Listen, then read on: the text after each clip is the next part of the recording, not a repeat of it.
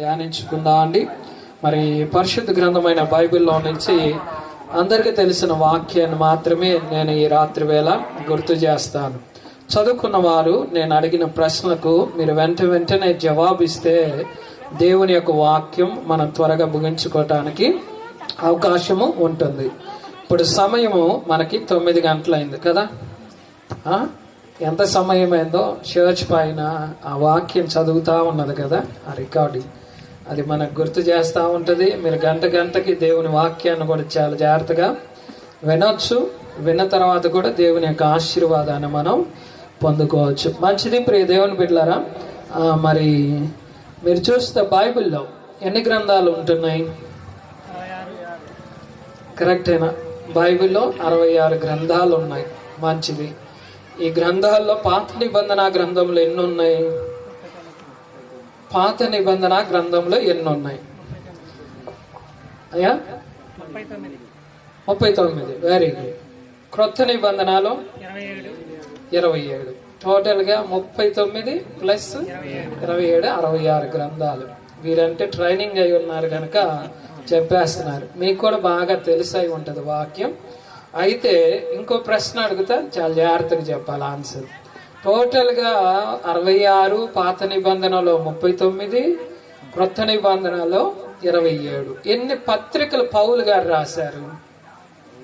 పౌలు గారు చే రచించబడిన పత్రికలు ఎన్ని అని ఇలా మనం ప్రశ్నించుకుంటూ వెళితే ఈరోజు కొందరు తెలిసిన వారు జవాబు చెప్పవచ్చు, తెలియని వారు మౌనంగా ఉండి నేర్చుకోవచ్చు. ఏదైనప్పటికీ బైబిల్లో పౌలు గారు దగ్గరగా 14 పత్రికలు రాసినట్లుగా బైబిల్ చరిత్ర చెప్పబడుతుంది. రైట్. ఈ రోజున బైబిల్ గురించి వివరణ చేయను కానీ ఒక వాక్యాన్ని మాత్రమే గుర్తు చేస్తాను. ఈ బైబిల్ గ్రంథంలో 22వ గ్రంథం చాలా ప్రాముఖ్యమైనది. ఈ బైబిల్ గ్రంథంలో అన్ని గ్రంథాలు ప్రాముఖ్యమైనవే, కానీ ప్రత్యేకించి 22వ గ్రంథం మనం పరిశీలన చేస్తే ఎవరికైనా గుర్తుంటే చెప్పండి, లేదా డైరెక్ట్గా మనం వాక్యంలోకి వెళ్దాం. పాత నిబంధన గ్రంథంలో పేజ్ నెంబర్ 563వ పేజీ, పేజ్ నెంబర్ 563వ పేజీని మనం తిరగగలిగితే అక్కడ ఒక ప్రత్యేకమైన గ్రంథం మనకు కనపడుతూ ఉన్నది. ఈ గ్రంథము పేరేంటంటే పరమగీతములు అని మనం చదువుకోవచ్చు. అంతే కదమ్మా? మీ బైబిల్లో పేజ్ నెంబర్ 563వ పేజ్ గుర్తుంటానికి, సులభంగా తీసడానికి. రైట్. ఈ గ్రంథం 22వ గ్రంథముగా మనం లెక్కిస్తే అర్థమవుతా ఉంటుంది. ఇంకా బైబిల్ వైపు మీరు చూడనక్కర్లేదు. ఈ గ్రంథంలో నుండి మొదటి అధ్యాయంలో నుండి ఒక వచనాన్ని మాత్రమే ఈ రాత్రి వేళ నేను జ్ఞాపకం చేస్తాను. పరమగీతములు అనగానే సాధారణంగా మనందరికి చదవటానికి భయం వేస్తుంది. ఎందుకు భయం వేస్తుంది అంటే మన పూర్వీకులు కానీ మన పెద్దలు కానీ ఏమంటూ ఉంటారంటే ఈ పరమగీతాలు అనేది వివాహము కాని పిల్లలు చదవకూడదని కొన్ని హెచ్చరికలు ఇస్తూ వచ్చారనమాట. ఎవరు చదవకూడదంట? నా వైపు చూడండి అమ్మా. ఎవరు చదవకూడదు? వివాహము కాని పిల్లలు చదవకూడదని పెద్దలు పూర్వీకులు చెప్పుకుంటూ వచ్చారు కనుక అది చదవాలంటే మనకు కూడా ఏమవుతున్నది? భయం వేస్తున్నది. యూదుల చరిత్ర కూడా మనం గమనిస్తే కనీసం ఒక్కొక్క వ్యక్తికి అంటే ఒక మనుషునికి 30 సంవత్సరాలు వస్తేనే ఈ గ్రంథము చదవటానికి పర్మిషన్ ఇచ్చేవారంట పూర్వీకులు. 30 సంవత్సరాలు వస్తేనే, 30 సంవత్సరాలు నిండితేనే ఈ పరమగీతను చదవటానికి పర్మిషన్ ఉండేది. అలాగే యూదుల యొక్క ఆచార ప్రకారం, సిద్ధాంత ప్రకారం ఎప్పుడు పడితే అప్పుడు ఈ గ్రంథాన్ని చదవరు. కానీ ప్రత్యేకమైన ఫెస్టివల్స్ అంటే పండగ సందర్భాల్లో మాత్రమే ఈ పత్రికను లేదా ఈ గ్రంథాన్ని, ఈ గీతాల్ని పాడుకుంటూ వస్తున్నారు. కనుక ప్రత్యేకమైన పండగలప్పుడే చదవాలి. కనీసం 30 సంవత్సరాలు వస్తేనే చదవాలి. ఇంకా మన యొక్క భారతదేశంలో అయితే మన పూర్వీకులు నేర్పింది అంటే వివాహమైన ఎడల ఈ పుస్తకం చదివితే అర్థమవుతుంది అని మన పెద్దలు చెప్పుకుంటూ వచ్చారు. దానిని మనం ఆచరించుకుంటూ వస్తున్నాం. అయినప్పటికీ ఏ వయసులో ఉన్నా సరే దేవుని యొక్క ప్రేరేపణ బట్టి, దేవుని యొక్క ఆత్మచేత నింపబడి మనం ఈ గ్రంథం చదవగలిగితే చాలా సత్యాలు మనకి బయటపడుతూ ఉన్నది. కనుక ఈ ప్రత్యేకమైన గ్రంథము యూదులైతే పస్కా పండగ దినాన్న ఈ గ్రంథాన్ని చదవటం ఆచారముగా వారికి వస్తున్నది అనమాట. పస్కా పండుగ రోజు 8వ దినాన ఏం చేస్తూ ఉంటారంట, ఈ పరమగీతములనే గ్రంథాన్ని చదువుకుంటూ ఉంటారు. ఈ పరమగీతాలు అంటేనే మనకు అర్థమైపోవాలి, ఈ గ్రంథము ఏంటంటే గీతాలకు సంబంధించింది. గీతాలు అంటే ఏంటి? ఇప్పటి వరకు మనం పాడుకున్నామే అవన్నమాట, గీతములుగా రాయబడ్డాయి. ఎన్ని గీతాలు ఈ పరమకు సంబంధించిన గీతాలు ఉన్నాయంటే 8 గీతాలు ఉన్నట్లుగా మనం బైబిల్ చదివితే అర్థమవుతా ఉన్నది. ఎన్ని పాటలు, ఎన్ని గీతాలు? 8 గీతాలు ఉన్నాయి. ఈ 8 గీతాలు కూడా మనం ఎప్పుడైనా పాడుకోవచ్చు, ఎప్పుడైనా దేవుణ్ణి ఏం చేయొచ్చు అంట, స్తుతించవచ్చు, గణపరచవచ్చు అని మన యొక్క లేఖనాలు తెలియపరుస్తూ ఉన్నాయి. మనకైతే ఎటువంటి ఆంక్షలు లేవు, కానీ కొంచెము ఆత్మీయ జ్ఞానముతోను, కొంచెము వివేకముతోను, దేవుని ఆత్మ ప్రేరేపణతోను మనం ఈ గ్రంథాన్ని ఏం చేయాలి, చదివి దానిలో ఉన్న అంతరార్థము లేదా స్పిరిచువల్ మీనింగ్స్ అంటే ఆత్మీయ అర్థాలను అర్థం చేసుకోవడానికి మనవంతుగా ప్రయత్నం చేయాలి. ఈ అధ్యాయము, ఈ గీతాల్లో ఉన్న పరమార్థము అసలు ఎందుకు రాయబడిందో, ఎవరి గురించి రాయబడిందో చెప్తాను, చాలా జాగ్రత్తగా వినండి. ఈ 8 అధ్యాయాలు అనొచ్చు లేదా 8 గీతాలు అనొచ్చు. ఈ 8 గీతాలు ఎవరి గురించి రాయబడుతూ వచ్చిందంటే ప్రధానంగా రాజైన సొలొమోను ఈ గ్రంథాన్ని రాశాడు. ఎవరు రాశారంటే ఇది సొలొమోను జ్ఞాని రాస్తూ వచ్చాడు. ఈ యొక్క సొలొమోను జ్ఞాని ఆయన రాజుగా ఉన్న సందర్భంలో లేదా పరిపాలన చేస్తున్న రోజుల్లో ఒక సంఘటన జరిగింది. ఆ సంఘటనను వివరిస్తూనే ఏం చేశాడంట, ఈ పరమగీతాలు రాసుకున్నట్లుగా మనం బైబిల్ చదివితే అర్థమవుతా ఉన్నది. ప్రధానంగా ఇక్కడ ఈ గ్రంథంలో 3 వ్యక్తులు కనపడతారు. ఎందరు వ్యక్తులు కనపడతారు? 3 వ్యక్తులు కనపడతారు. చాలా జాగ్రత్తగా వినండి. ఎవరు ఈ 3 వ్యక్తులు అంటే రాజు అయిన జ్ఞాని అయిన సొలొమోను ఉంటాడు. ఎవరు ఉంటున్నారంట? రాజు అయిన జ్ఞాని అయిన సొలొమోను ఉంటున్నాడు. రెండవదిగా ఎవరు కనపడుతూ ఉంటారంటే ఒక స్త్రీ కనపడటం జరుగుతున్నది. ఆ స్త్రీ పేరు షూలమతి. ఆ స్త్రీ పేరేంటంట? షూలమతి. గుర్తుంచుకోవాలి. అక్కడేమో రాజైన జ్ఞాని అయిన సొలొమోను కనపడతాడు. రెండవ పర్సన్ రోల్ ప్లే ఎవరంటే షూలమతి. మూడవ వారి ఎవరంటే యెరూషలేము కుమార్తెలుగా మనకి చదువుకుంటే అర్థమవుతా ఉన్నది. మూడవదిగా ఎవరుంటున్నారంట? యెరూషలేము కుమార్తెలు. ఈ 3 గుర్తుంచుకోవాలి. ఈ పరమగీతాలు సులభంగా అర్థం కావటానికి నేను ఈ రాత్రి వేళ నేను ట్రై చేస్తాను, మీకు కూడా అర్థం కావాలి. ప్రధానమైన పాత్ర ఎవరు? సొలొమోను. రెండో వ్యక్తి ఎవరు? షూలమతి. మూడో వ్యక్తులు ఎవరు? యెరూషలేము యొక్క కుమార్తెలు. అయితే దీన్ని అర్థం కావాలంటే ఒక చిన్న స్టోరీ రూపంలో చెప్తాను. జరిగిందే ఈ అధ్యాయంలో ఉన్నది స్టోరీ రూపంలో చెప్తాను. చాలా జాగ్రత్తగా వినండి. ఇంటికి వెళ్ళి తర్వాత చదువుకోండి. నేను చెప్పిందే ఉంటది. ఒకవేళ తప్పు అయితే నా నంబర్ తీసుకొని నా కాంటాక్ట్ చేయండి. దేవునికి స్తోత్రం. రైట్. ఏంటంటే ఇలాగన సొలొమోను పరిపాలన చేస్తున్న కాలంలో ప్రతిరోజు కూడా రాజ్య పరిపాలన చేస్తూ ఒక రోజున ఆయన ఏం చేశాడంటే విహారయాత్రకు వెళ్ళాలని నిర్ణయించుకున్నాడంట. ఎక్కడికి వెళ్ళాలనుకుంటున్నాడు? విహారయాత్రకు వెళ్ళాలని నిర్ణయించుకున్నాడు. విహారయాత్రకు బయలుదేరాడు. కొన్ని ప్రాంతాలు తిరిగాడు. ఆయన తిరిగి వస్తున్న సమయంలో ఒక ప్రాంతం ఆయన వెళ్ళటం జరిగింది. ఆ ప్రాంతానికి రాజు అయిన సొలొమోను వస్తున్నాడు, లేదా జ్ఞాని అయిన సొలొమోను వస్తున్నాడు. రాజులకు లేదా రాజు అయిన సొలొమోను వస్తున్నాడు. దావీదు కుమారుడైన సొలొమోను రాజు వస్తున్నాడని ఆ ప్రాంత ప్రజలు విన్నారు. విని ఆయనను చూడటానికి పరిగెత్తుకొని వెళ్ళారంట. ఎక్కడికి వెళ్ళారు? రాజును చూడటానికి పరిగెత్తుకొని వెళ్ళారు. వెళ్ళినప్పుడు ఒక స్త్రీ, ఆ స్త్రీ ఎవరంటే షూలమతి అనే అమ్మాయి కూడా. ఆ అమ్మాయి కన్యక, యవనస్సురాలు, బహు సుందరవంతురాలు. ఆమె కూడా రాజైన సొలొమోనును చూడటానికి వెళ్ళింది, కానీ దూరముగా ఉండి ఆయనను ఏం చేయలేకపోయిందంట, చూడలేకపోయింది. కానీ ఈ రాజైన సొలొమోను ఆమెను చూడటం జరిగింది. ఈ రాజైన సొలొమోను షూలమతిని చూశాడు, కానీ షూలమతి ఎవరిని చూడలేదంట, రాజు అయిన సొలొమోనుని చూడలేదు. చాలా జాగ్రత్తగా వినండి, సులభంగా చెప్తున్నాను. ఇప్పుడు ఎప్పుడైతే సొలొమోను ఈ షూలమతి అనే కన్యను చూశాడో, ఈ స్త్రీని చూశాడో, వెంటనే ప్రేమలో పడిపోయారంట. వెంటనే ఆయన ఏం చేశాడు, ప్రేమలో పడిపోయాడు. ఆమె అందాన్ని చూసాడో తెలియదు, కానీ ఆమె రూపాన్ని చూసాడో తెలియదు, కానీ మనకి ఆమెను ప్రేమించటం ప్రారంభించాడు. ఎప్పుడు ప్రేమించటం ప్రారంభించాడంటే ఫస్ట్ సైట్ లోనే ఆయన ఏం చేశాడంట, ప్రేమించటం ప్రారంభించాడు. అందుకని పెద్దలు ఏమంటారంటే లవ్ అట్ ఫస్ట్ సైట్ అంటారు. ఎట్లా చెప్పండి? లవ్ అట్ ఫస్ట్ సైట్ అంటే మొదటి చూపులోనే, మొదటి దృష్టిలోనే ఆమెను ఏం చేశాడంట, రాజు అయిన సొలొమోను ప్రేమించటం ప్రారంభించాడు. ప్రేమించటం ప్రారంభించిన వెంటనే ఆయనకి నిద్ర పట్టట్లేదు, ఆయనకు కునుకు పట్టట్లేదు. వెంటనే ఏం చేశాడంటే తన కింద ఉన్న పరివారిని లేదా పనివారిని పిలిచాడు.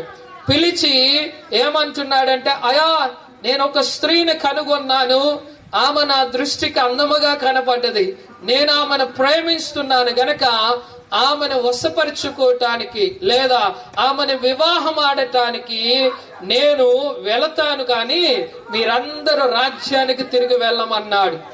దేవునికి స్తోత్రం చెల్లిద్దామా? హల్లెలూయా.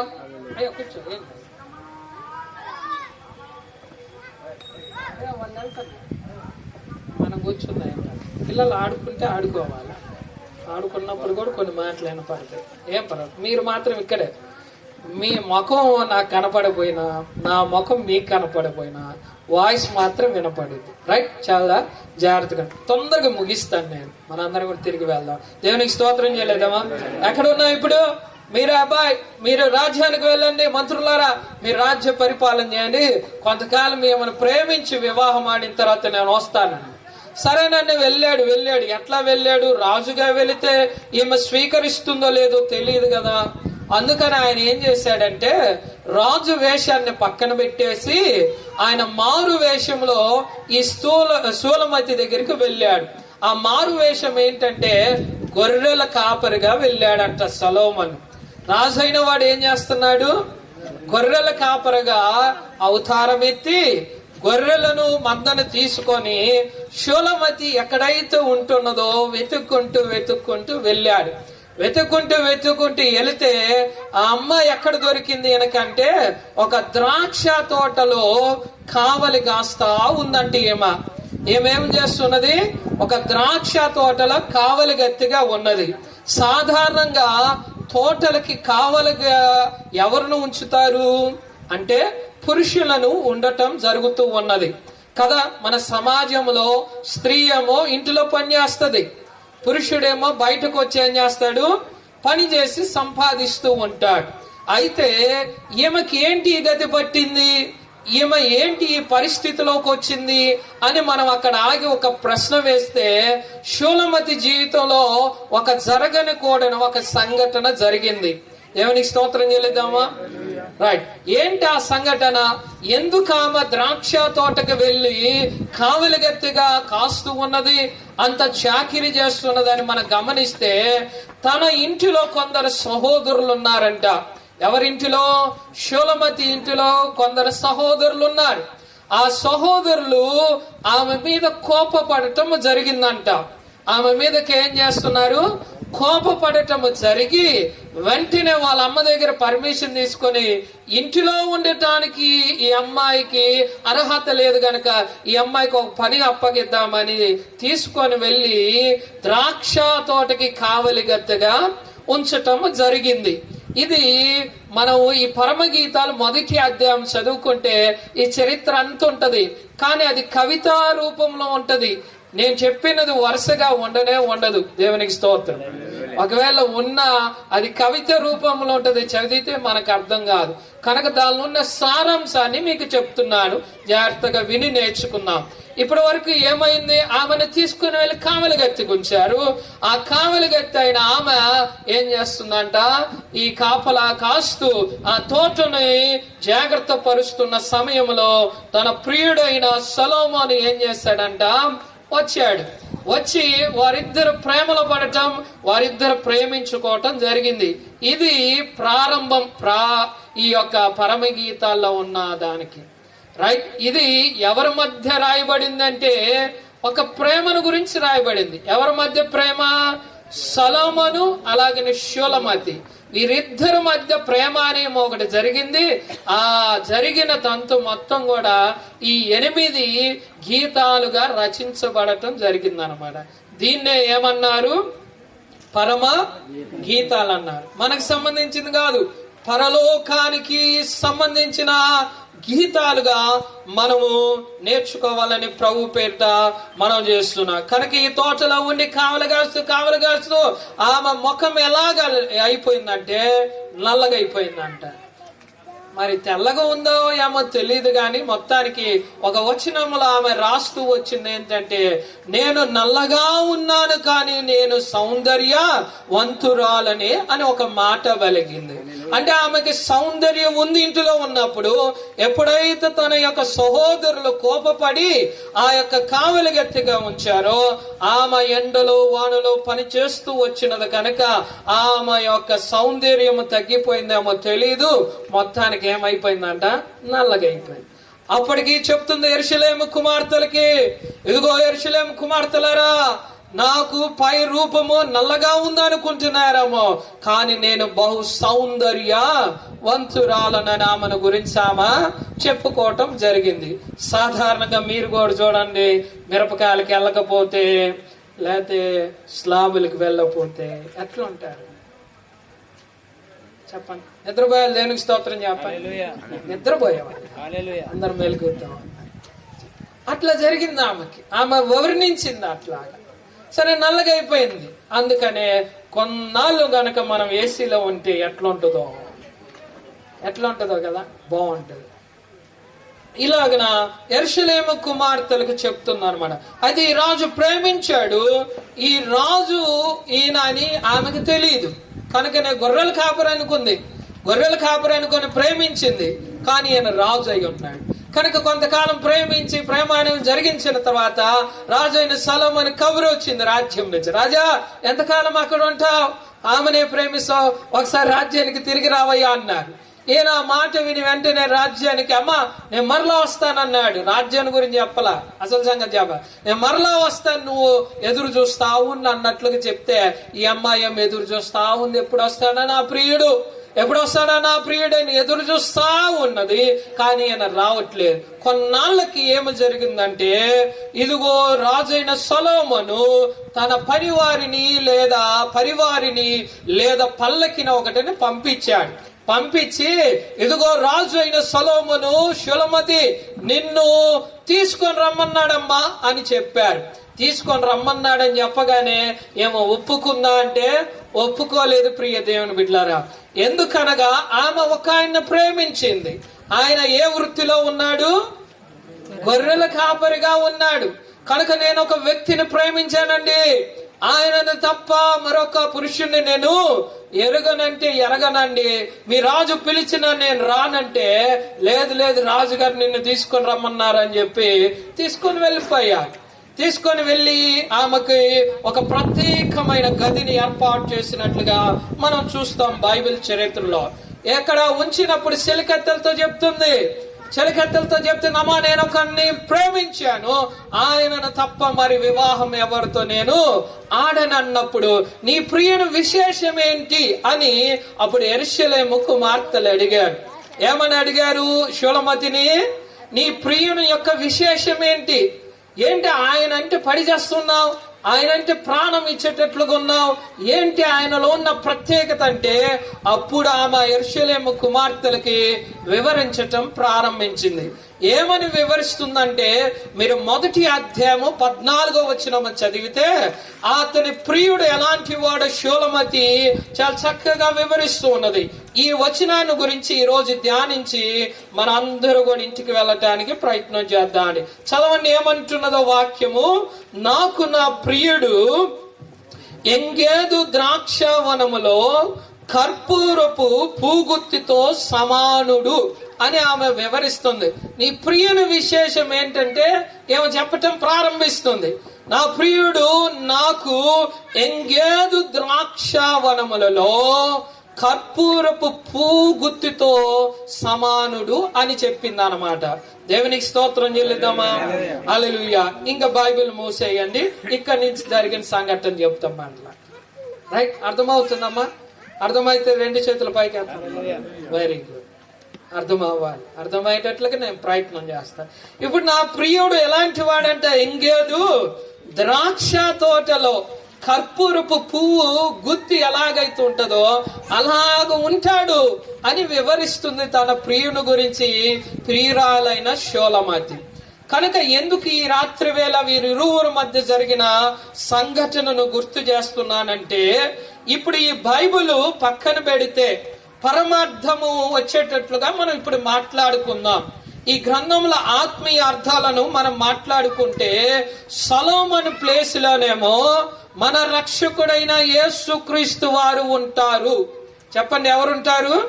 మన ప్రభువు అయిన యేసుక్రీస్తు వారు ఉంటారు. షూలమతి అనబడుతున్న ప్రియురాలు స్థానములో ఎవరు ఉండాలని దేవుని వాక్యము సెలవిస్తున్నదంటే, విశ్వాసైన నీవు ఉండాలని దేవుని వాక్యము సెలవిస్తున్నది. లేదా విశ్వాసులందరూ సమూహముగా కూర్చబడిన సంఘం ఉంటుందని లేఖనము తెలియపరుస్తున్నది. కనుక ఎందుకు వారి ప్రేమ అనేది తెలుసుకోవాలంటే, మనకి సంఘానికి దేవునికి మధ్య ఉన్న ప్రేమ కూడా ఇలా గూఢముగా ఉండాలి, ఇంత మధురముగా ఉండాలి, ఇంత బలముగా ఉండాలన్నది దేవుని యొక్క గొప్ప ఉద్దేశం. అందుకనే ఈ గీతాన్ని పరమగీతం అన్నారు తప్ప భూ సంబంధమైన గీతము కానే కాదు. కనుక నా ప్రియ దేవుని బిడ్డలారా, ఇప్పుడు షూలమతి ప్లేస్ లో ఎవరిని ఉంచాలి? వ్యక్తిగతంగా నీవు ఉండాలి, విశ్వాసివి. సమూహముగా సంఘం ఉండాలి. అదే సంఘం అంటే. ఇప్పుడు మన ప్రియుడు ఎవరంట? యేసుక్రీస్తు వారు. నా ప్రియుడు ఎలాంటి వాడంటే, ఎంగేదు ద్రాక్ష తోటలో కర్పూరపు పూగుత్తితో సమానుడు అని రాసి. మనం చూస్తే నేను కొన్ని పిక్చర్స్ గమనిస్తా ఉంటే, కొన్ని ఫోటోలు చూస్తా ఉంటే, ఈ ద్రాక్షకాయలు ఎలాగుంటాయి? 2 రకాలు. ఒకటి తెల్ల ద్రాక్షాలమ్మా, తెల్లగుండే. 2 నల్ల ద్రాక్షాలు. ఎక్కువగా వచ్చేది ఏ ద్రాక్షాలు?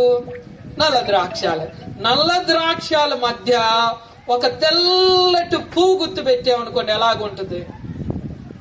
చూడటానికి బాగుంటుంది. ఇంకా బాగా ఎగ్జాంపుల్ అర్థం కావాలంటే, మీరు మిరపకాయలకి వెళ్తా ఉన్నాం కదా, మనం మిరప తోట మధ్యలో ఏం చేస్తారంటే, సువాసన రావటానికి ఏం చేస్తారు? బంతిపూలు. అయ్యా మంచిది, బాగా చెప్పారు.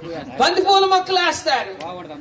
ఇదేమో కారం కారంగా ఉంటది, కానీ ఆ కారాన్ని మర్చిపోతాం ఎప్పుడంటే బంతిపూలు చూడగా. అట్లానే నా ప్రియుడు ఎలాగుంటాడు అని యెరూషలేము కుమార్తెలు అడిగితే చెప్తుంది ఆయన గురించి. నా ప్రియుడు ద్రాక్షవనములో కర్పూరపు పూగుత్తితో సమానుడండి. అంత అందంగా ఉంటాడు, అంత చక్కగా ఉంటాడు చూడటానికని వివరిస్తా ఉన్నది. ఆయన అందాన్ని గురించి ఈ రాత్రివేళ ఆమె మాట్లాడింది, కానీ ఈ రాత్రివేళనైనా ఆయన అందచందాల గురించి మాట్లాడదలుచుకోలేదు. ఎందుకు ఆమె ఒక ఎంగేదు అనే ఒక పేరు వాడిందో మనం గమనిస్తే, ఎంగేదు అనేది బైబిల్ చరిత్రలో యూదా దేశములో ఒక ప్రాముఖ్యమైన ప్రాంతం అన్నమాట. ఆ ప్రాంతము పేరేంటి? ఎంగేదు. దేవునికి స్తోత్రం చెల్లిద్దాం. మీరు ప్రపంచంలో మీరు చూస్తే, అయా పత్తి ఎక్కడ బాగా పండిద్దంటే ఏం చెప్తారు నాగేశ్వరరావు గారు? గుంటూరు జిల్లా అని చెప్తారు. ఈ రాష్ట్రంలో కాదు, ఇతర దేశాల్లో కూడా గుంటూరు మిర్చి అంటే ఒక ప్రత్యేకత. అలాగనే గుంటూరు టొబాకో మన పూర్వీకులు, మన పితరులు చెప్తారు, గుంటూరులో ఏమంటారు అవైలబుల్గా ఉండే టొబాకో అంటే పొగాకు చాలా ఫేమస్ అన్నమాట. ఆ రోజుల్లో ఎగుమతులు చేసేవారు, ఈ రోజు కూడా చేస్తా ఉన్నారు. అట్లాగన ఎంగేజ్ అనేది యూదా ప్రాంతంలో ఒక ప్రాంతం. ఆ ప్రాంతానికి ఒక స్పెషాలిటీ ఉందంట. ఆ స్పెషాలిటీ ఏంటంటే వేడి వేడి కాకుండా నులివెచ్చని జలపాతాలు ఎక్కువగా ఉంటాయి అంట ఆ ప్రాంతంలో. ఎట్లాంటివి? నులివెచ్చని జలపాతాలు ఉంటాయి. కనుక నా ప్రియ దేవుని బిడ్డలారా, ఎంగేదు ప్రాంతాల్లో విశేషం ఏంటో ఈ రాత్రి వేళ నేను జ్ఞాపకం చేసి ప్రార్థన చేస్తాను. నచ్చిన వారందరి దేవునికి స్తోత్రం చెప్పండి. ఒక చెయ్యి ఎత్తండి నచ్చితే. రైట్. ఎంగేదు యొక్క స్పెషల్ చెప్పి ఈరోజు ముగిస్తా. అందం కాదు, ఎంగేదులో ఉన్నది. అలా జలపాతాల మధ్య వారు ఏం చేస్తున్నారు అంటే ఆ చుట్టుపక్కల తోటల్లో తిరిగి వీరిద్దరు ప్రేమానయం జరిగించారు అన్నమాట. అందుకని ఆమె వివరిస్తుంది, ఎంగేదు ద్రాక్షవనములో కర్పూరపు పూగుత్తిలాగున్నాడయ్యా నా ప్రియుడాన. ఎంగేదులో ఆ జలపాతాలు ఉంటూ ఉన్నాయి గనక ఇప్పటికి పర్యాటకులు చాలా మంది ఆ ప్రాంతం వెళ్ళి అక్కడ ఏం చేస్తారు, ఎంజాయ్ చేస్తా ఉంటారు అన్నమాట. కనుక ఎంగేదు యొక్క ప్రాముఖ్యత అది. చాలా విలువైన ప్రాంతం, చాలా అందమైన ప్రాంతం, సుందరమైన ప్రాంతం, చూడదగిన ప్రాంతం అనుకోవచ్చు. మన భాషలో చెప్పాలంటే కొత్తగా వివాహం అయితే హనీమూన్కి వెళ్ళొచ్చు అనమాట. రైట్, ఏమనుకోకండి. రైట్, అలా వెళ్ళొచ్చు. అలాంటి మంచి ప్రాంతంలో ఉంది. అక్కడ ద్రాక్ష తోటలు ఎక్కువగా ఉంటున్నాయి. కనుక ఆ ప్రాంతంలోనే ఈ షూలమతి ద్రాక్ష తోట కావలి గత్తగా ఉండగా ఆ సొలొమోను అనబడుతున్న రాజు ఏ రూపంలో వచ్చాడు? గొర్రెల కాపరిగా మందలు వేసుకొని వచ్చి ప్రేమించుకున్నారు. అప్పుడు వివరించింది. ఎంగేదులో కూడా ఒక ప్రత్యేకమైన సంఘటన జరిగింది బైబిల్లో మనం చదివితే. పరిశుద్ధ గ్రంథమైన బైబిల్లో నుంచి మనం ఎంగేదు ప్రాంతంలో ఒక సంఘటనని రాత్రి వేళ నేను జ్ఞాపకం చేస్తాను. మొదటి సమూయేలు గ్రంథము 24వ అధ్యాయాన్ని మీరు జ్ఞాపకం చేసుకుంటే ఎంగేద్ అనే ప్రాంతంలో ఒక సంఘటన జరిగింది. ఆ సంఘటనను వివరించి నేను ముగిస్తాను వాక్యాన్ని. మొదటి సమూయేలు గ్రంథము 24వ అధ్యాయంలో ఈ అధ్యాయం మొత్తం కూడా మీరు చదువుకుంటే ఒక సంఘటన జరిగింది. ఎవరెవరు ఉంటారు ఆ చాప్టర్లు అంటే రాజు అయిన సౌలు కనపడుతూ ఉంటాడు. ఎవరు కనపడతారు? సౌలు కనపడతాడు. సౌలు ఎవరు అనగా ఇశ్రాయేలు ప్రజలకు దేవునితో ఏర్పాటు చేయబడిన మొదటి రాజుగా మనం చదువుకోవచ్చు ఆయన చరిత్ర. మొదటి అంతేనా? సమూయేలు గ్రంథం 24 రైట్. ఆ రాజుకు కనపడుతూ ఉంటారు. ఆ రాజు ఒకసారి ఫిలిస్తీయుల చేతిలో జయించలేని స్థితిలో ఉన్నప్పుడు ఎవరు వచ్చి యుద్ధం చేస్తారు ఇశ్రాయేల్ పక్షాన అంటే చిన్నవాడైన దావీదు వచ్చి యుద్ధం చేస్తాడు.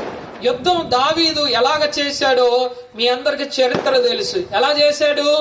ఆయన కత్తి పట్టుకోలేదు, డాలు పట్టుకోలేదు, ఇవన్నీ వేశారు. కానీ పక్క నుంచేసేసి ఆయన చేతిలోనికి ఏం తీసుకున్నాడు? ఒక వరిసెను తీసుకున్నాడు.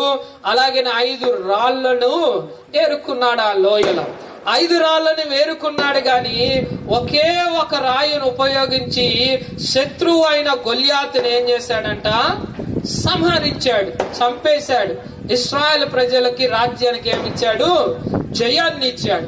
ఆ జయం ఇచ్చినప్పుడు ఇశ్రాయేల్ ప్రజలు ఏం చేశారంటే ఇశ్రాయేల్ ప్రజలు ఏం చేశారంటే దావీదునకు 10,000 జయజయాలు, రాజైన సౌలుకు 1000 అన్నారా? చరిత్ర మీకు తెలుసు కదా. ఏమన్నారు? ఇప్పుడు రాజు అయిన సౌలుకేమో 1000 మాత్రమే అన్నారు. కానీ యుద్ధం చేసి గెలిచిన దావీదుకి ఎన్ని అన్నారు? 10,000 అన్నారు. ఇప్పుడు సౌలు రాజుకి ఏం పుట్టింది? అసూయ పుట్టింది. అసూయ కలిగిన వాడే అప్పటి నుంచి ఏం చేస్తున్నాడంటే ఈ సౌలు రాజు అనబడుతున్న రాజు దావీదుని చంపజూడటం ప్రారంభించాడు. దావీదు అనేక సార్లు తప్పించుకుంటూ తిరిగాడు. దావీదు సౌలుని చంపటానికి శక్తి కలిగిన వాడే, సామర్థ్యం కలిగిన వాడే. కానీ చంపకుండా ఏం చేస్తున్నాడంట? ఆయన యుద్ధ నుంచి పారిపోవటం జరిగింది. పారిపోయి చివరికి ఎక్కడ దాక్కున్నాడంటే ఎంగేద్ అనే ప్రాంతానికి వెళ్ళాడు దావీదు. దాని గురించి చరిత్ర చెప్పడానికే ఇవన్నీ చెప్తున్నా. ఎంగేద్ అనే ప్రాంతానికి వెళ్ళాడు. నా వైపు చూడండి అమ్మ. ఎంగేద్ అనే ప్రాంతంలో కొన్ని గుహలు ఉన్నాయి.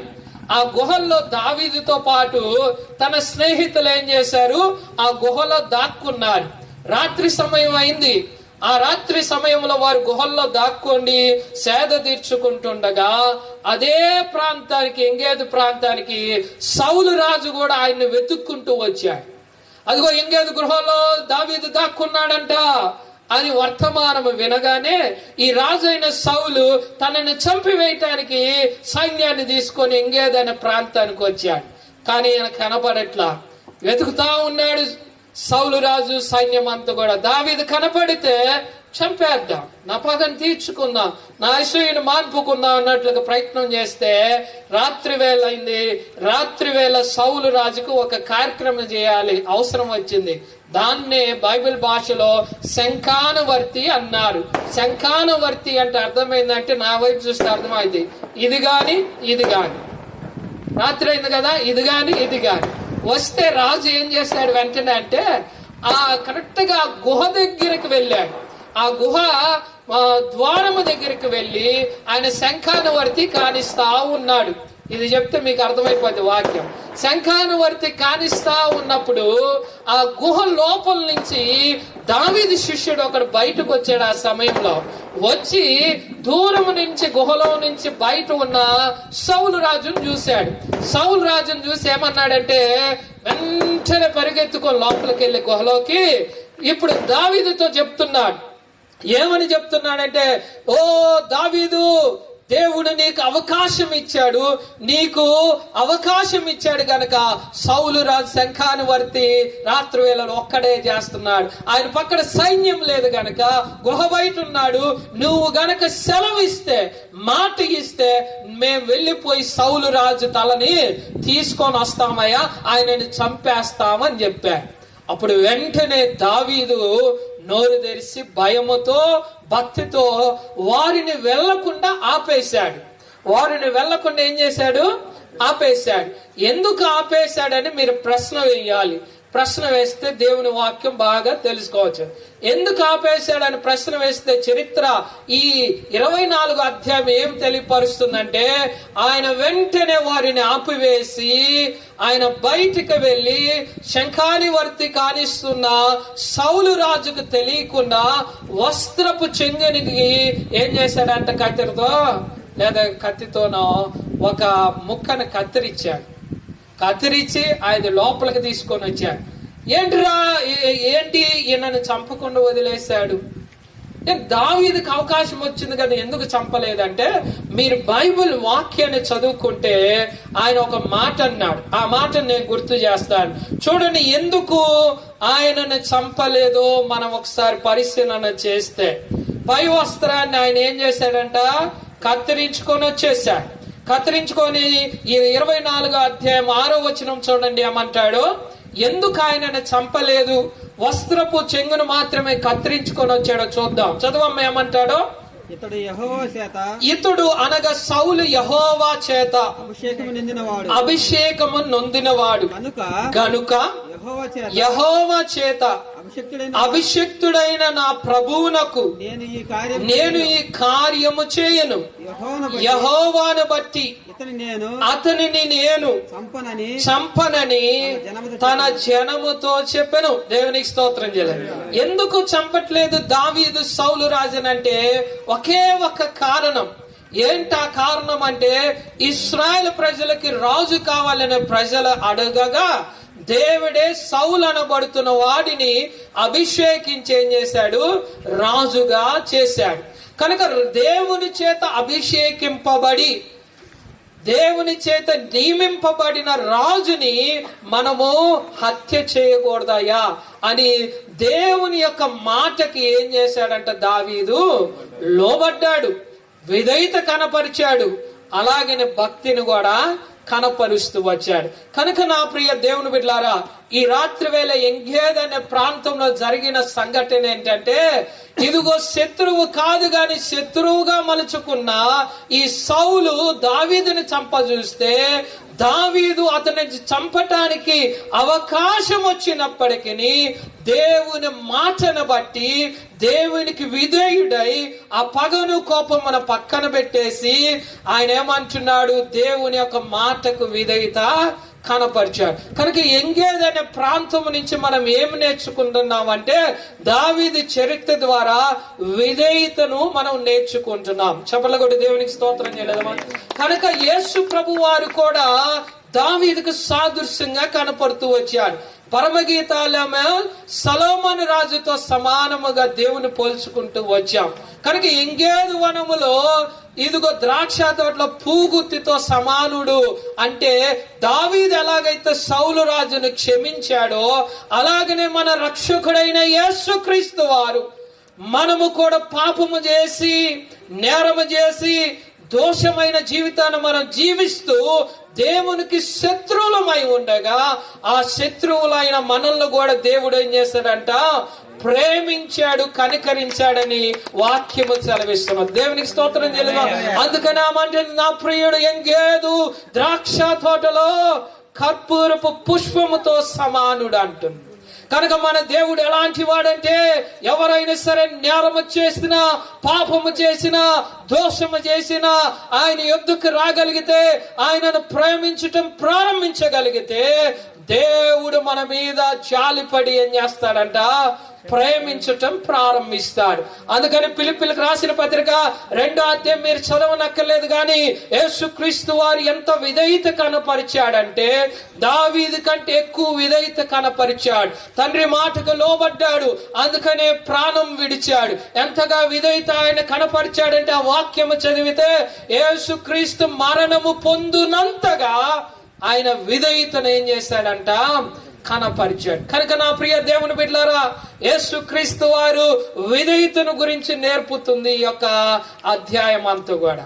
కనుక యేసుక్రీస్తు మరణము పొందినంతగా విధేయత కనపరచడం ద్వారా మనకేం వచ్చింది, ప్రాణ రక్షణ వచ్చింది, అలాగనే ఆత్మ రక్షణ.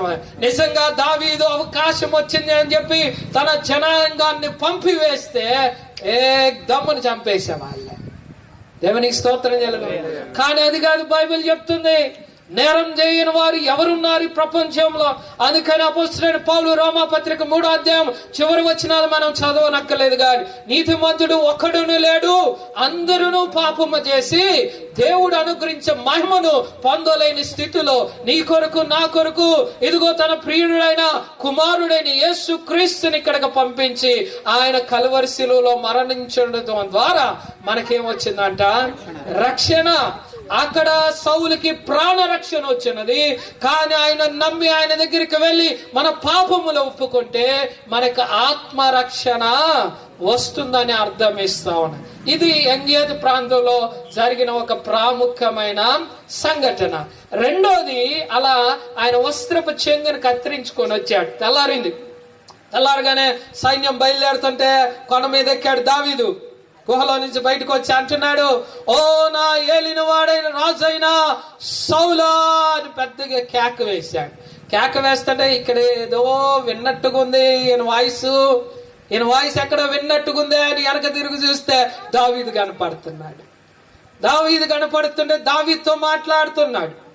దావీదును చూసి ఆయన కోపంతో రగిలిపోతుంటే దావీదు అంటున్నాడు, ఇదిగో ఇదిగో దేవుడు రాత్రి వేళ నిన్ను నీ ప్రాణాన్ని నా చేతికి అప్పగిచ్చాడయ్యా, అయినా నిన్ను చంపలేదంటే నువ్వు ఊరక అబద్ధం ఆడుతున్నావు అబ్బా అన్నట్లుగా రాజు సౌలు అన్నాడు. సౌలు అంటుంటే వెంటనే దావీదు అప్పుడు ఏం చేశాడు, తన రాజవస్త్రం ఒకటి ఉంది కత్తిరించాడు కదా, అది చూపెట్టాడు అన్నమాట. అది చూపెట్టగా నేను గుండెలన్నీ జారిపోయినాయి. ఎవరై? సౌలు రాజు గుండెలు జారిపోయి నిజమే అని అప్పుడు ఒక మాట అన్నాడు సౌలు రాజు. ఆ మాటలు చెప్పి నేను ఈ రాత్రి వేళ ప్రార్థన చేస్తాను, అయిపోద్ది. ఒకటేంటంట, విధేయత. ఎవరు కనపరిచారు ఇక్కడ? దావీదు. అలాగని యేసు క్రీస్తు కూడా మన పాపములను విమోచించడానికి, రక్షించడానికి తండ్రికి మరణం పొందినంతగా విధేయతను కనపరిచారు. కనుక ఇక్కడ ప్రియుడు అంటే యేసు ప్రభు అని మనకు గుర్తు రావాలి. అది నేను ఒక కనెక్షన్ చేయడానికి ప్రయత్నం చేస్తున్నా. మీకు కూడా ఆ కనెక్షన్ అర్థం కావాలి. దేవునికి స్తోత్రం. 10వ వచనం చూడండి ఏమంటాడో. సౌలు అంటున్నాడు, ఆలోచించుము, ఈ దినము యెహోవా చదువమ్మా, నిన్ను ఇలాగ గుహలో నా చేతికి అప్పగించెను, అది నీకు కండ్లారా చూచితివే. కొందరు నిన్ను చంపమని నాతో చెప్పెను, నేను నీయందు కనికరించి, ఇతడు యెహోవా చేత అభిషేకము నొందిన వాడు కనుక నా ఏలిన వానిని చంపనని నేను చెప్పాను. అప్పుడు రాజుతో చెప్తున్నాడు, ఎవరు? దావీదు. అయా, ఇదిగో నా జనులను నిన్ను చంపేయమంటున్నారు, కానీ నీ మీద నేనేం పడ్డాను? కనికర పడ్డాను అని రాశాడు. కనుక దావీదు రాజు కాకముందే, చిన్నవాడిగా ఉన్నప్పుడే ఆయన భక్తి ఎంత గొప్పదంటే ఇతరుల మీద కనికరము చూపెట్టేంత గొప్పదన్నమాట. కనుక మనుష్యుడైన దావీదే సౌలంతటి వాడి మీద కనికరము చూపెడితే, నిన్ను నన్ను సృజించిన దేవునికి మన మీద ఎంత కనికరం ఉండాలి. కనుక ఎంగేదు ఆ యొక్క ప్రాంతంలో రెండో గొప్ప కార్యం ఏంటంటే, దావీదు తన మీద కనికరము చూపెట్టాడు. అలాగనే రక్షకుడైన యేసుక్రీస్తు వారు, మన ప్రాణ ప్రియుడైన యేసుక్రీస్తు వారు కూడా నీ మీద, నా మీద ఎల్లప్పుడూ ఏం చూపెడతాడు? కనికరమే చూపెడతాడు. అందుకని వాక్యం సెలవిస్తున్నది, దేవుడు ఏమి కోరడు? బలులను కోరడు, అర్పణలను కోరడు, కానీ కనికరమనే కోరుచున్నాడంట. దేవునికి స్తోత్రం చెల్లిద్దామా. కనుక మన రక్షకుడైన యేసుక్రీస్తు వారు సౌలు వలె మనము కూడా యేసుని ఎంత చిత్రహింస పెట్టినా, పాపము చేసి ఆయన ఎంత బాధపరుస్తున్నా, అవమానపరిచినా, యేసు మన మీద ఎల్లప్పుడూ ఏం చూపెట్టేవాడుకున్నాడు? కనికరము చూపెట్టేవాడుకున్నాడు. నిజముగా ఆయన కనికరము, ఆయన దయ, కటాక్షము లేని పక్షాన మనం ఈ లోకములో జీవించలేం. కనుక నా ప్రియ దేవుని బిడ్డలారా, ఇక్కడ దావీదుకున్న మరొక గొప్ప గుణం ఏంటంటే, 1 విధేయత దేవుని వాక్యమందు, 2 కనికరము చూపెట్టేవాడుగా ఉన్నాడు. అందుకనే మన వాక్యము కూడా యేసు ప్రభు వారు చెప్పారు, కనికరించబడిన వారే కనికరించబడతారు, కనికరించిన వారే కనికరించబడతారు. మనం ఇతరులను కనికరిస్తే దేవుడు మన మీద కూడా జాలి చూపెట్టి కనికరిస్తాడు.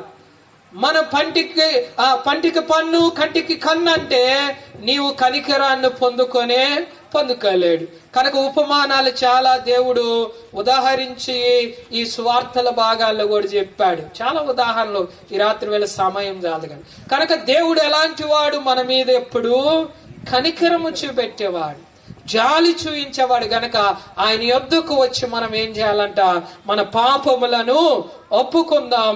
ఆయన మన పాపములను క్షమించి మన మీద కనికరపడి కనికరించి రక్షణ దయచేయటానికి దేవుడు సిద్ధంగా ఉన్నాడంట. కనుక ఇలా ఈ అధ్యాయం మొత్తం కూడా చదువుకొని వెళ్తే చాలా విషయాలు, దావీదులో ఉన్న గొప్ప విషయాలు అర్థమవుతా ఉన్నాయి. అందుకని ఆమె అంటుంది, నా ప్రియుడు ఎంగేదు ద్రాక్ష తోటలో కర్పూరపు పూగుత్తితో సమానుడు.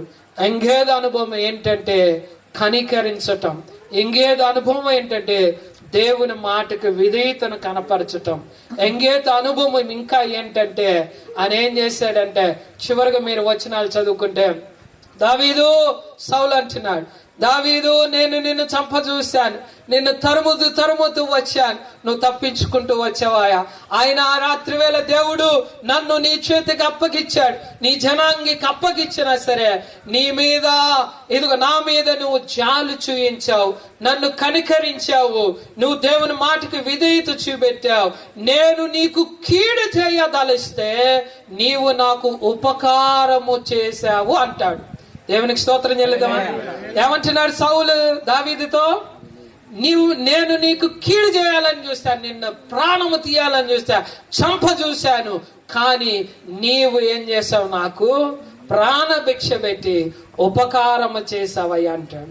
అందుకని దేవుడు ఎప్పుడు కూడా ప్రజలకు ఉపకారము చేసే వ్యక్తిగా ఉంటాడు తప్ప అపకారము తలపెట్టేవాడు కానీ మనం ఏమంటామని జనరల్ గా చూడండి, ఎవరైనా చనిపోయారనుకోండి బాగా బాధలో ఉంటాం. ఆ మాట అనటం తప్పు కాదు, కానీ చెప్తున్నాను. ఉదాహరణకు చనిపోయినప్పుడు వెంటనే తెలిసిన వారు బాగా దగ్గర వారు రాగానే మా దేవుడు నాకు అన్యాయం చేశాడు అంటాం. నిజంగా దేవుడు అన్యాయం చేస్తాడా అంటారు. ఒక వ్యక్తి చనిపోయినప్పుడు మనల్ని చూడటానికి రాగానే ఏం చేశాడు, దేవుడు నాకు అన్యాయం చేశాడు అంటారు. కరెక్టేనా? కాదు, కాదు, ఎన్నటికీ కాదు ప్రియదేవులు. ఒకవేళ మన నుంచి భౌతికంగా ఆ వ్యక్తిని దూరం చేయొచ్చేమో, దేవుడు పిలుస్తాడేమో, కానీ దేవుడు ఎవ్వరికి భూలోకంలో ఉన్న ప్రతి జాతి మనుషులకి ఎప్పుడు అన్యాయం చేసేవాడు కాడు. అందుకనే అంటున్నాడు, నీవు చేసేది ఉపకారము తప్ప అన్యాయము కాదయా దావీదని. యేసుక్రీస్తు వారు కూడా మనకు ఉపకారము చేయటానికి వచ్చాడు, కానీ ఉపచారము చేయించుకోవటానికి రాలేదని ఆయన స్వయంగా అనేకులతో మాట్లాడుతూ వచ్చాడు. నా మాటలు ముగింపులోకి తీసుకొస్తున్నాను ప్రియ దేవుని బిడ్డలారా. దేవుని గుణము ఏంటంటే ఉపకారం చేసే గుణం. ఆయన యొద్దకు వచ్చి ఆయన మాధుర్యాన్ని గుర్తెరిగితే, ఆయన యొద్దకు వచ్చి ఆయన మాటకు విధేయత కనపరిస్తే, ఆయనను అనుసరిస్తే ఎల్లవేళలో ఉపకారము చేయటానికి దేవుడు ఎప్పుడు సిద్ధంగా ఉంటాడంట. దేవునికి స్తోత్రం చెల్లిద్దామా? అందుకని మన పాట అయితే పాడతాం బాగా. నీవు చేసిన పులకు నేనేమి చెల్లింతును, ఎంత చక్కగా పాడతామా. వేలాది నదులంతా విస్తార తైలము నీకిచ్చిన చాలునా. ఎప్పుడు ఏమి ఇచ్చావు అసలు? పాట అయితే వేలాది నదులు అంట, విస్తార తైలం అంట. నిజంగా ఇస్తావా? పాట అయితే బాగా రాశాడు ఆయన బైబిల్లో, అది పాడతాం. గర్భఫలమైన నా జ్యేష్ఠ పుత్రుని నీకిచ్చిన చాలునా. ఇద్దరు అబ్బాయిలుంటే దేవుని సేవకులకు ఒక అబ్బాయిని ఇస్తావా? లేదా ఇద్దరు పిల్లలుంటే దేవుని సేవకు ఒక అమ్మాయిని ఇస్తావా? ఒకరిని ఇస్తావా అని అడిగాను అనుకోండి, మీరంటే పాస్టర్ గారి పిల్లలు కాబట్టి పాస్టర్ గారు అయిపోతారు. అయ్యారు పాట చాలా చక్కగా పాడతాం, కానీ దేవునికి ఏమి ఇస్తాం? దేవుడు మన పట్ల కనికరం, జాలి, దయ. ఇదిగో పాప ఊపులో ఉన్నాను నన్ను దేవుడు తన ప్రాణం ఇచ్చి స్వరక్తం ఇచ్చి మనల్ని సంపాదించి ఎత్తి పెడితే ఆయనకి ఏమిచ్చి మనం రుణం తీసుకోగలుగుతాం. కనుక ఇదిగో ఏలాది దూడలు అయితే సరిపోవు, పొటేళ్ళు అయితే సరిపోవు, రక్తము సరిపోదు, కానుకలు సరిపోవు. మరి ఏమి కోరుతున్నాడు యేసుక్రీస్తు వారు ఈ రాత్రి వేళ? ఆయన చేసిన ఉపకారానికంటే కేవలము నీ హృదయం ఇస్తే నాకు చాలన్నాడు. చెప్పులు కూడా దేవునికి స్తోత్రం. నా మాటలు ముగిస్తాను ప్రియ దేవుని బిడ్డ. దేవునికి హృదయం ఇవ్వండి చాలు. ఈ యొక్క శూల మధ్యన స్త్రీ కూడా కన్యకగా ఉన్నప్పుడు ఇదిగో తన ప్రాణ ప్రియుడిని ప్రేమించి తన జీవితాన్ని హృదయాన్ని ఇస్తుందంట. అందుకని అంటే నా ప్రియుడు విశేషమేమనగా ఇదిగో ఎంగేదు ద్రాక్ష తోటలో కర్పూరపు పూగుత్తితో సమానం. He's more special for me. ఆయన నాకు చాలా స్పెషల్ అయ్యా. ఆయన గురించి వివరిస్తే 8 అధ్యాయాలు ఈ రోజు జాలదు, మన జీవితం జాలదు. దేవునికి స్తోత్రం చెల్లిద్దామా? కనుక ఎంగేదులో 3 ప్రాముఖ్యమైన విషయాలు గుర్తుపెట్టుకోవాలి. ఒకటి, దేవుని మాటకు లోబడి విధేయత కనపరిచి రాజైన సౌలుని చంపలేదు దావీదు.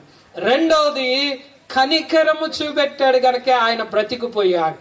మూడోది, ఈయన కీడు తలపెడుతుండగా ఆయన మేలు చేయటానికే ఉన్నాడు, ఉపకారము చేశాడని వాక్యం తెలియపరుస్తున్నది. కనుక ఇవన్నీ కూడా ఆయన కంటే గొప్పగా మన రక్షకుడైన యేసుక్రీస్తులా కనపడుతున్నాయి. కనుక నువ్వు ఎలాంటి పరిస్థితుల్లో ఉన్నా ప్రభు సన్నిధికి రాలి. మనందరం లేచి నిలబడదాం.